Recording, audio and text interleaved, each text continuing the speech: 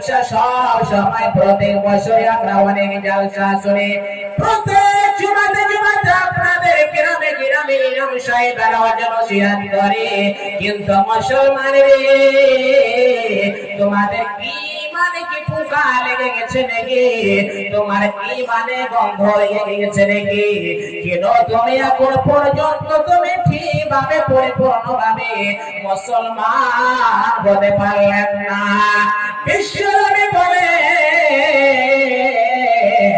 উম্মত রে তুমি শুনে নাও, যখন তোমার ছেলের বয়স হয়ে যাবে 7 বছর, তখন তুমি নামাজ পড়ার আদেশ করাবে বেটা।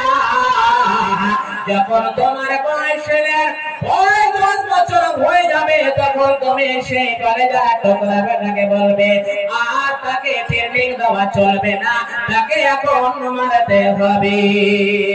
আগেকার ডাক্তারেরা ছিল না তো এত চিটার, আগেকার ডাক্তারেরা ছিল না তো এত চিটার, বগলে চেপে ধরে একবার মিনিট পরে ছাড়া মেরে তো 104।